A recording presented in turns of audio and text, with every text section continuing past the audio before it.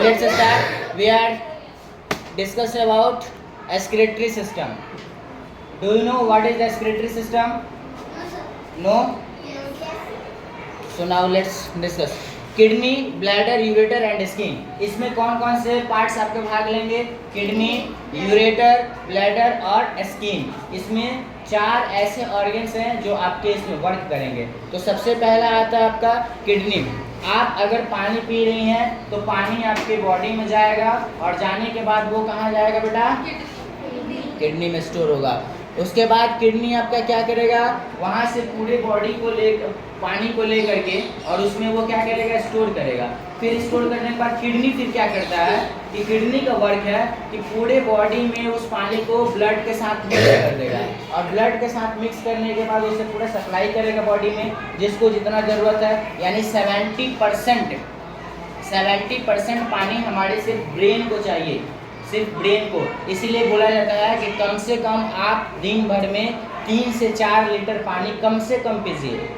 अगर आप 3 से 4 लीटर पानी कम से कम नहीं पीते हैं तो आपके बॉडी में क्या होगा? डिहाइड्रेशन हो जाएगा और डिहाइड्रेशन हो जाने के कारण आपके बॉडी में वीकनेस आएगी, चक्कर आएगा, जिसके कारण आपको कमजोरी फील होगा. ठीक है, आपका ऑर्गन्स अच्छे से काम नहीं करेगा, चेहरे पे झुर्रियाँ आने लगेगी, हाथ का स्किन पूरा सिकुड़ने लगेगा. ठीक है, तो ये सारी कंडीशन जो है स्टार्ट हो जाती है, ये सारे प्रॉब्लम आने लगती है अगर बॉडी में पानी की कमी होती है तो. ठीक है, अब आता है इसमें कि ये क्या करता है? Remove waste from the body to outside. ये हमारे बॉडी से वेस्ट मटेरियल को रिमूव करके आउटसाइड कर देता है. आउटसाइड करने का पार्ट अलग होता है. Control water and salt balance. ये हमारे बॉडी के अंदर किसको कंट्रोल करता है? तो सॉल्ट को कंट्रोल करता है और वाटर को कंट्रोल करता है. कौन? किडनी. ठीक है, अब आता है एंडोक्राइन. एंडोक्राइन बोल रहा है कि pituitary gland, adrenal gland and thyroid gland, gonads. That means the production of the hormones and the regulation of body function. ये क्या करेगा? तो हमारे हार्मोन्स जितने टाइप के होते हैं बॉडी में उसको प्रोडक्शन करने में हेल्प करता है. कौन? Endocrine system. और रेगुलेट करता है बॉडी फंक्शन को. हमारे बॉडी में जितने प्रकार की भी फंक्शन होती है वो सारे फंक्शन को कौन रेगुलेट करेगा? एंडोक्राइन सिस्टम करेगा. Next topic skeletal and the muscular. Skeletal and the muscular कहने का मतलब है कि कंकाल तंत्र और आपका मस्कुलर यानी कि मांसपेशीय तंत्र वो दोनों वर्क कैसे करता है. तो दोनों आपस में वर्क कैसे करेगा बेटा? तो सबसे पहले यहाँ पे बोल रहा कि bones and muscles. Bones and muscles. आपके बॉडी के अंदर में बोन्स भी है और मसल्स भी है. ठीक है, ये स्किन नहीं, इसके अंदर मसल्स भी है. तो ये बोन्स और मसल्स अब आपस में कैसे वर्क करेंगे? इनका क्या काम है हमारे बॉडी के अंदर? कभी आप सोचे हैं कि इनका वर्क क्या है? बोन्स का वर्क क्या है हमारे बॉडी के अंदर? मसल्स का क्या वर्क है? 206 बोन्स हमारे पूरे बॉडी में पाए जाते हैं और 639 मसल्स होते हैं. Is it right? यस और नो? Yes sir. तो आइए अब हम लोग देखते हैं कि इसमें कौन कौन से काम करते हैं. Protection of the delicate body organs and the movement. ये क्या करेगा? तो पूरे बॉडी के मूवमेंट को प्रोटेक्शन करेगा और हमारे बॉडी ऑर्गन्स को भी प्रोटेक्शन करेगा. सबसे पहले हमारा जो बोन्स है वो बोन्स क्या करता है? यहाँ पे आपका रिब केज है और इस रिब केज के अंदर में क्या क्या होती है बाबू? तो आपका होगा हार्ट और लंग्स. और हार्ट और लंग्स को प्रोटेक्ट कौन करता है? आपका रिब केज. पसलियाँ जो आपका बोला जाता है ना कि चेस्ट का जो पसली होती है उसको हम लोग बोलते हैं रिब केज. और उस रिब केज के अंदर में आपका प्रोटेक्ट हुए रहता है कौन कौन सा? हार्ट और लंग्स. ठीक है, किडनी आपका जस्ट यहाँ पे होता है पीछे साइड में. ठीक है, किडनी आपका जस्ट कहाँ होता है? ये बैक साइड में होता है. अगर बैक साइड से किसी को चोट किया जाएगा तो आपके किडनी में भी चोट लग सकती है. ठीक है, यहाँ पे किसी को अटैक किया जाएगा तो सीधा सीधी हार्ट पे और लंग्स पे चोट नहीं लगेगा. क्यों? क्योंकि उसको प्रोटेक्ट कर रहा है आपका रिब केज यानी चेस्ट, छाती की हड्डियां. Next topic circulatory. Circulatory blood and blood vessels, heart and lymph. Circulatory system में कौन कौन से ऐसे काम करते हैं? The transport of the nutrition and metabolic waste, water, salts and disease fighting cells. अब ये क्या करेगा, तो सर्कुलेटरी सिस्टम में ब्लड और ब्लड वेसल्स, हार्ट और लिम्फ वर्क करते हैं। कौन कौन से ऑर्गन काम करते हैं? Heart, lymph, blood and blood vessels. ये 4 ऐसे ऑर्गन्स हैं जो वर्क करते हैं किसको? सर्कुलेटरी सिस्टम में। और इनका फंक्शन क्या है? तो फंक्शन है ट्रांसपोर्ट ऑफ द न्यूट्रिएंट्स। आपके बॉडी के अंदर न्यूट्रिएंट्स जा रही है, उसको ट्रांसफर करना। आपके बाल को भी न्यूट्रिएंट्स चाहिए तो उसको ट्रांसफर वही करेगा। मेटाबॉलिक वेस्ट, वाटर और सॉल्ट, डिजीज फाइटिंग सेल्स। आपके बॉडी के अंदर सेल्स जो होती है वो सेल्स क्या करेगा? डिजीज से फाइट करने में हेल्प करेगा सर्कुलेटरी सिस्टम के थ्रू। नेक्स्ट है इंटेगुमेटरी। इंटेगुमेटरी में कौन कौन से स्किन आते हैं? सिर्फ एक स्किन आता है, वो है स्किन। कौन सा स्किन आता है? स्किन आता है। तो protection of the body from injury and the bacteria, prevents loss of moisture, holds receptors for the response against stimulus, body heat regulation, sweating. कहने का मतलब है कि इंटेग्युमेटरी में आएगा आपका बॉडी का सबसे बड़ा ऑर्गन स्किन। बॉडी का सबसे बड़ा ऑर्गन स्किन, ठीक है। तो स्किन ये क्या करेगा? पूरे बॉडी को प्रोटेक्ट करता है, ठीक है। आपके बॉडी में कहीं भी अगर छिल जाती है, फिर कहीं भी गिर जाते हैं, तो सबसे पहले स्किन डैमेज होता है, ना कि आपका ऑर्गन डैमेज होता है, ना कि आपका पूरे बॉडी का कोई और सिस्टम डैमेज होता है। सबसे पहले क्या डैमेज होगा? आपका स्किन डैमेज होता है। तो ये क्या करता है? किसी भी प्रकार के बैक्टीरिया से आपको बचाने की कोशिश करता है। अगर उसके बाद फिर क्या करेगा? Prevent of the loss of moisture. आपके बॉडी में मॉइस्चर की कमी होती है तो उससे भी बचाने की उससे भी बचाने में हेल्प करता है। उसके बाद रेस्पॉन्स अगेंस्ट स्टिमुलस और बॉडी हीट रेगुलेशन, यानी कि बॉडी हीट रेगुलेशन यानी आपके बॉडी से पसीना जो निकलता है उसे हम लोग बोलते हैं स्वेटिंग। क्या बोलते हैं बउआ? स्वेटिंग। और पसीना कैसा होता है? पसीना कैसा होता है? बदबूदार तो होता ही होता है, और होता है वो नमकीन टाइप का। कैसा होता है? नमकीन। यानी आपके बॉडी के अंदर जितने भी सॉल्ट है, तो आपके बॉडी के अंदर से सॉल्ट को भी वो आसानी से लेकर आता है। उसको पता चलेगा कैसे लगेगा। आंसू आपका टीयर, ये भी नमकीन लगता है। कभी कभी बचपन में रोते रोते नहीं मुंह में चला गया आंसू, पता चला है? ऐसे करने को पता चला है ना? यही नहीं।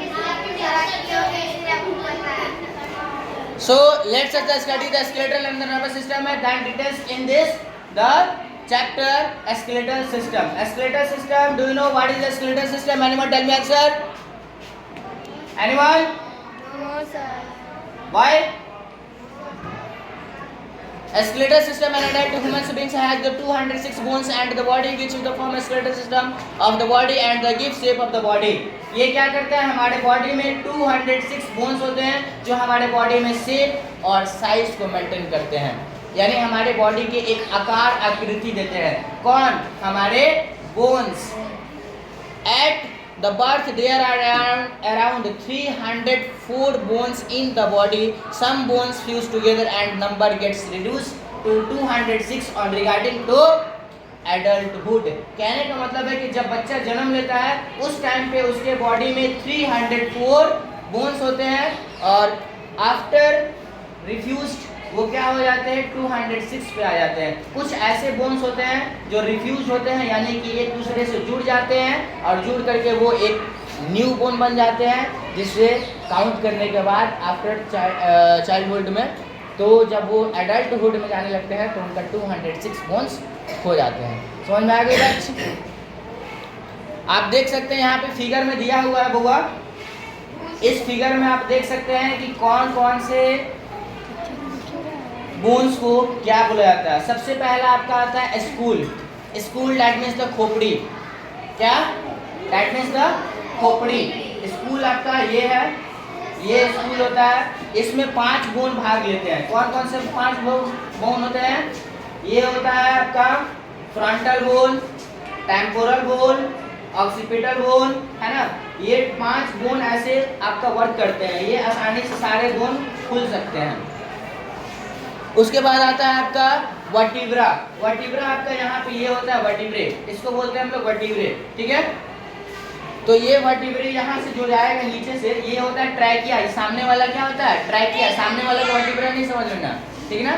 सामने वाला फ्रंट वाला होता है ट्रैकिया और यहाँ से होता है वर्टिब्रे। तो ये जो बोन होता है यहाँ पे पीछे हाथ लगा के देखिएगा तो उठा उठा बोन दिखाई देगा, ठीक है। उठा उठा बोन, ऐसे गर्दन नीचे करिए, उठा उठा बोन दिखाई दे रहा ना, पता चल रहा ना, वही है आपका वर्टिब्रा। वहीं पे होता है स्पाइनल कॉर्ड। स्पाइनल कॉर्ड जो अभी मैंने बताया तुरंत। जस्ट इसके नीचे होता है शोल्डर, ये होता है बउआ शोल्डर। और यहाँ पे एक जो बोन होता है दोनों साइड में एक एक बोन जो होता है, इस बोन को हम लोग कॉलर बोन भी बोलते हैं, ठीक है, और ब्यूटी बोन भी बोलते हैं। क्या बोलते हैं इसको? Beauty bone. ब्यूटी बोन क्यों बोलते हैं? क्योंकि जितने भी मॉडलिंग सब होती है, मॉडलर सब, तो वो क्या करती है, जब तक इसका ये वाला बोन दिखाई नहीं देगा तब तक वो मॉडलिंग में पास नहीं होगी, ठीक है। इसलिए उसको ब्यूटी बोन भी बोलते हैं। और इसको कॉलर के नीचे रहता है, इसलिए इसको हम लोग याद करने के लिए सबसे आसान तरीका है, इसको हम लोग कॉलर बोन बोलते हैं, ठीक है। कॉलर के जस्ट नीचे रहता है।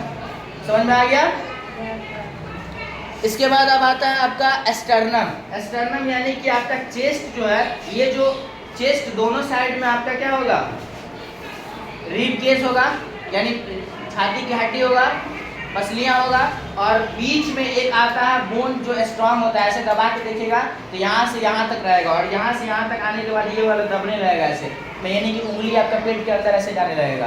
तो यानी कि मतलब ये छोटा होता है। तो ये छोटा जो होता है, जो सबसे हार्ड होता है, ये क्या होता है? एस्टर्नम, जिसको हम लोग एस्टर्नम बोलते हैं। और इसी से ज्वाइंट रह करके और ये सारी हड्डियाँ इधर से उधर गई रहती है। अब आता है आपका रिब केस, ये जो है रिब केस, ठीक है। नेक्स्ट है ह्यूमरस। आपका ये होता है ह्यूमरस, ये वाला जो पार्ट होता है ये क्या होता है? ह्यूमरस। उसके बाद आता है आपका, इसको बोलते हैं आर्म, इसको बोलते हैं फोर आर्म, और इसको बोलते हैं हैंड। अगर आपको बोला जाए कि आपका हाथ कौन सा है तो आप ऐसे हाथ उठाते नहीं, ये गलत है। आपका हाथ सिर्फ यहाँ से काउंट होता है, ये वाला पार्ट आपका हाथ है, बाकी ये वाला पार्ट आपका ये आर्म है, ये फोर आर्म है, और ये हैंड है, ठीक है। और इसमें कितने हड्डियां होती है बेटा? 36। कितने हड्डियां होती है? 36। यानी एक हाथ में आपको 36 हड्डियां पाई जाती है, ठीक है। यहाँ पे आपको हो जाएगा एक हड्डी, यहाँ पे 2 हड्डियां होती है, ठीक है। और इसमें आपको मिल जाएगा, इसको बोलते हैं मेटाकार्पल, इसको बोलते हैं कार्पल, और इसको बोलते हैं मेटाकार्पल, ठीक है। इसको ये वाला भाग जो होता है 1 2 3 4 5, इसको बोलते हैं मेटाकार्पल, इसको बोलते हैं कार्पल। कार्पल में 8 हड्डियां होती है, जो यहाँ पे ये ज्वाइंट हो रहा है, ऐसे ऐसे मूव कर रहा है, यहाँ पे होती है 8 हड्डियां, इसको बोलते हैं कार्पल, इसको बोलते हैं मेटाकार्पल, और इसको बोलते हैं फैलेंजेस। उंगलियों को बोलते हैं क्या? फैलेंजेस। क्यों फैलेंजेस बोलते हैं? क्योंकि ये 3-3 हड्डियों से मिल करके बना होता है, 3 ज्वाइंट होता है इसमें, ऐसे मूव करिएगा तो 3 बार ऐसे मूव कर जाएगा, तो 3-3 हड्डियों से मिल करके बना हुआ है, इसको बोलते हैं फैलेंजेस। समझ में आ गया? Do you understand anyone? Any problem? अब आता है आपका स्पाइन। स्पाइन जो होता है बउआ यहाँ पे होता है स्पाइन, ठीक है, इसको बोलते हैं स्पाइन, रीढ़ की हड्डी, ठीक है। इसके बाद आता है आपका पेल्विक। पेल्विक आपका ये हो जाएगा, ठीक है। क्या हो जाएगा? ये आपका जो बोन होता है ये पेल्विक बोन होता है, ठीक है। इसके बाद आपका आ जाएगा, देखो यहाँ पे हम आपका बताना भूल गए, इसको बोलते हैं 2 हड्डियों को रेडियस एंड अल्ना। इसके अंदर 2 हड्डियाँ होती है, एक होता है रेडियस और एक होता है ulna. Ulna, ulna, ULNA, ulna, ठीक है। Radius and ulna, radius and ulna, carpal, metacarpal, phalanges. Understand? अब आता है आपका फीमर, ठीक है। तो पेल्विक आप देख लिए, अब आएगा आपका सबसे बड़ा हड्डी, बॉडी का सबसे बड़ा हड्डी, सबसे लंबा हड्डी कौन सा होता है? फीमर, जांघ की हड्डी, जो कि ये होती है, ठीक है, जांघ की हड्डी। उसके बाद आपका आता है नी ज्वाइंट। नी ज्वाइंट पे आपका ये पैर वहाँ पे मूव करेगा। क्यों करेगा? क्योंकि वहाँ पे ज्वाइंट है, ठीक है, इसलिए वहाँ से आराम से हम लोग मूव करते हैं। उसके बाद आपका पैर के सबसे निचला पार्ट में भी 2 हड्डियां होती है। जैसे हाथ में आपका 2 हड्डी होती है रेडियस एंड अल्ना, वैसे ही पैर में भी होती है। तो पैर में जो 2 हड्डियां होती है उसको बोलते हैं टिबिया एंड फिबुला। क्या बोलते हैं बेटा? Tibia and fibula. ठीक है। इसके बाद आपका आता है सबसे नीचे, उसमें भी आपको जाएगा कार्पल, मेटाकार्पल एंड फेलेंजेस। जैसे आपको इसमें बताया था कार्पल, मेटाकार्पल, फेलेंजेस, वैसे ही पैर में भी होगा कार्पल, मेटाकार्पल एंड फेलेंजेस। और यहाँ पे हम लोग बताए थे टिबिया फिबुला, एक हड्डी होता है टिबिया, एक होती है फिबुला। उसी तरीके से पैर में भी 2 हड्डियाँ होती है, उसको बोला जाता है एक को टिबिया और fibula, radius ulna tibia fibula. ठीक है, समझ में आ गया? Next topic school. Next topic हमारा क्या है? स्कूल, खोपड़ी। अब इस खोपड़ी के बारे में हम लोग जानेंगे, जानकारी प्राप्त करेंगे। स्कूल पढ़ते हैं इसको। There are 22 bones in the skull which protects the most important organ, the brain. और इस स्कूल में इस पूरे यहाँ से यहाँ तक में 22 बोन्स होते हैं। कितने बोन्स होते हैं बेटा? 22 बोन्स होते हैं। 5 तो आपको यहीं पे हो गया। नाक में भी आपको 5 हड्डियाँ होती है। कितने हड्डियाँ होती है? 5 हड्डियाँ होती है। कौन कौन से हड्डियाँ होती है? सबसे पहला बोन्स को, इसको हम लोग क्या बोलते हैं? सबसे लंबा वाला बोन्स को बेल बच गया। इसका आगे हम लोग कल डिस्कस करेंगे। Okay, thank you.